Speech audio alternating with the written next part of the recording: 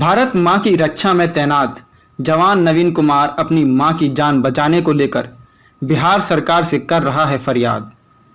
जी हां, 9 महीने अपने गर्भ में रखकर फौलादी बेटे को भारत मां की सेवा में भेज दिया, लेकिन आज फौलादी बेटे को जन्म देने वाली मां खुद ही जिंदगी और मौत से जंग लड़ने को मजबूर है। देश के लिए शहीद हुए जवानों के लिए जो लोगों का सैलाब सड़कों पर उमड़ता है, लेकिन आज एक जांबाज की बातों को सुनकर मदद के लिए सैलाब सड़कों पर उमड़ेगा क्या? अगर फौजी के मदद को लोग उमड़ते हैं, इसका मतलब हिंदुस्तानियों के दिल में देश के रक्षकों के लिए बहुत प्यार और सम्मान है। बात करते हैं मुजफ्फरपुर के एक फौजी बेटे की, जिन्होंने अपनी मां की जान बचाने और सही इलाज कराने के लिए प्रदेश के शासन प्रशासन सहित स्वयंसेवी संस्थानों से मदद की गुहार लगाई है। यानी देखना यह है कि मातृभूमि की रक्षा करने वाले वीर जांबाज की मां की रक्षा बिहार कर पाता है या नहीं। देखिए एक फौजी बेटे की मार्मिक वीडियो जो वायरल हो रहा है। आपकी आंखों में भी आंसू छलक पड़ेंगे इनकी पीड़ा को सुनकर। XMT न्यूज़ ऐसे जांबाजों की कद्र करता है जो देश की रक्षा में अडिग रहकर भी अपनी जननी मां के जीवन को बचाने की भीख बिहार सरकार से मांग रहा है। अब देखना है कि कितने हाथ मुजफ्फरपुर के इस बेटे की ओर मदद को उठते हैं। जय हिंद साथियों, मेरा नाम नवीन कुमार है। मैं बॉर्डर सिक्योरिटी फोर्स में सब इंस्पेक्टर मिनिस्ट्रियल के पोस्ट पर ईस्टर्न जोन में पोस्टेड हूँ। सिक्योरिटी रीजन से मैं अपना एग्जैक्ट लोकेशन यहाँ पे शेयर नहीं कर पा रहा हूँ। साथियों, वर्तमान समय में मेरी तैनाती अंतर्राष्ट्रीय बॉर्डर पर है और यहाँ से बार बार घर की समस्या के समाधान के लिए छुट्टी आ पाना संभव नहीं हो पाता है। ये मेरी समस्या नहीं, किसी भी जवान की समस्या है, या यूँ कहे कि यह समस्या नहीं है, ये उसका कर्तव्य ही है। साथियों, मैं बिहार मुजफ्फरपुर जिला के पताही नारायणपुर गांव का निवासी हूँ। वहाँ पे एक छोटा सा मोहल्ला है रामचरित्र नगर। वहाँ पे मेरे बुजुर्ग माता पिता रहते हैं। मेरे पिताजी की आयु 70 वर्ष है। मेरी माता भी 60-65 वर्ष की बीच में है। उनके साथ मेरा छोटा भाई रहता है जो उनकी देखरेख करता है और उनकी सेवा करता है। पिछले कुछ दिनों से साथियों, मेरी माँ बहुत ज़्यादा बीमार चल रही हैं। उनके हाथ, पाँव, कमर, पीठ सब में बहुत तेज़ दर्द है। दर्द का आलम यह है कि वो अभी करवट भी ठीक से नहीं बदल पाती हैं, चलना भी मुश्किल हो रखा है। पिताजी अपनी अवस्था के कारण कोई मूवमेंट नहीं कर पाते हैं, ज़्यादा दूर तक नहीं चल पाते हैं। छोटा भाई जो कि काफ़ी ही सीधा साधा है, जितना उससे सक्षम हो पाता है वो बारीक देखभाल करता है। जो अपने शरीर से हो पाता है वो माँ की सेवा भी करता है। लेकिन मेरी माँ को अभी सेवा के साथ साथ डॉक्टर के इलाज की भी ज़रूरत है। अब साथियों, प्रश्न ये उठता है कि इलाज कराने के लिए ये वीडियो बनाने की क्या ज़रूरत है। तो ये मेरी लाचारी है। आज आलम यह है कि मैं अपनी माँ को इलाज कराने के लिए किसी नाते रिश्तेदार से भी आग्रह नहीं कर सकता। सामान्य दिन रहता तो कोई पड़ोसी भी आके इलाज कर देते हैं, जो संभव होता है वो मदद करते हैं। लेकिन आज स्थिति यह है कि मेरे मोहल्ला में 3 से 4 फीट पानी भरा है। सड़क, नाला, खेत खलिहान सब एक बराबर है। पानी निकासी का कोई उपाय अभी तक वहाँ पे नहीं हो पाया है। कोई गाड़ी या एम्बुलेंस या डॉक्टर या कोई भी नाता रिश्तेदार जो चाहे भी कि वो मेरी मदद कर सके तो मेरे घर तक नहीं जा सकता। और ये समस्या केवल मेरे घर की नहीं है, पूरे मोहल्ले की हो गई है। किसी के घर में बाहर से कोई कनेक्टिविटी नहीं है। तो फिर मैं क्या करूं? एक फौजी जो अंतर्राष्ट्रीय बॉर्डर पर अपने मातृभूमि की रक्षा कर रहा है, वो अपने जन्म देने वाली माता को तड़पता हुआ छोड़ दे? नहीं चाहते हुए भी ये वीडियो आज मैं बना रहा हूं। सुना है सोशल मीडिया में बहुत ज़्यादा ताकत है, लोगों का मदद भी होता है। शायद यही एक आशा मेरे पास है, जिसके लिए मैं इस वीडियो के माध्यम से आप सभी के पास आ रहा हूं। कई हुक्मरान वहाँ पे मोहल्ला में गए भी थे, सुना है शासन प्रशासन के लोग भी गए थे, लेकिन सबने मोहल्ला वासियों के इस परिस्थिति पर अफसोस जताकर तथा कुछ उचित कार्रवाई करेंगे इस तरीके का आश्वासन देकर उन्होंने अपने जिम्मेवारी का निर्वहन कर लिया है। सब कुछ हो गया है, नहीं हुआ तो केवल यह कि पानी बाहर नहीं जा सका, वो जहाँ है वहीं है, और वो सरकर हमारे सड़े गले सिस्टम को वहाँ पे उनका पोल खोल रहा है। पानी आ तो रहा है पर जाए कहाँ। मोहल्ला वाले चाह कर भी अकेले इस समस्या का समाधान नहीं कर सकते जब तक इसमें प्रशासन इन्वॉल्व नहीं होगा और उनकी मदद नहीं की जाएगी।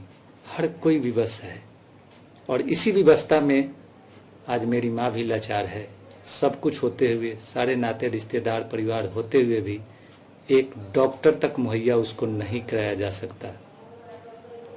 साथियों, अगर मेरी माँ को कुछ हुआ तो इस पूरे का जिम्मेवार वहाँ का सिस्टम होगा। वो हुक्मरान होंगे जिनके ऊपर एक आम नागरिक के समस्या को दूर करने की जिम्मेवारी होती है। साथियों, जब भी कोई अपने क्षेत्र से कोई नेता चुनाव जीतता है या फिर उसे कोई मंत्री का पद मिलता है तो हम सभी चाहे दूर दूर ही क्यों न बैठे हों, खुश होते हैं कि चलो हमारे क्षेत्र से कोई ऊंचे पद पे गया है। ऐसे ही मेरी माँ भी खुश हुई थी, कहती थी कि चलो अपने क्षेत्र का एक नेताजी मंत्री बने हैं, अब रोड भी बनेगा, नाला भी बनेगा और अगले साल से शायद पानी की समस्या नहीं होगी। पर उस पगली को क्या पता था कि नेताजी एक बार पद मिल गए तो तुमसे मिलने नहीं आएंगे और ना ही रोड बनेगा ना नाला बनेगा। ऐसा ही हुआ, न रोड बना न नाला बना, पानी वैसे ही सड़कों पे सरकार वो अपना कर्तव्य पूरा कर रहा है। मित्रों,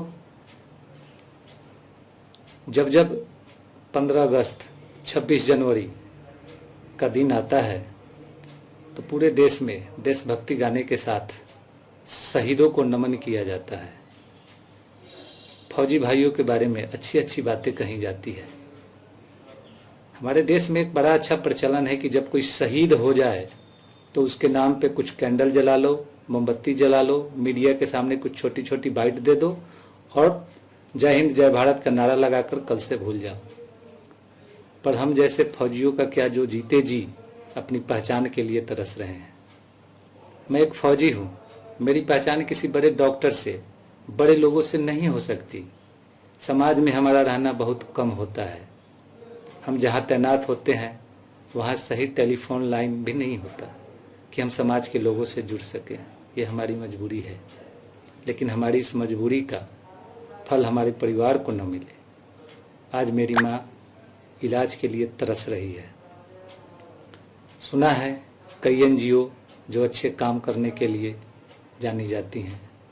अगर ये वीडियो किसी माध्यम से उन तक पहुंचता है तो आप सभी से मेरा ये विनती है कि कोई अच्छे डॉक्टर, कोई अच्छे वॉलंटियर या ब्लड टेस्ट करने वाले जो लोग, जो भी पॉसिबल हो, अगर वो गंदे पानी में घुसकर कुछ करना चाहते हैं तो कृपया आप सभी मेरी माँ तक मदद पहुँचाएं, उनका इलाज कराएं।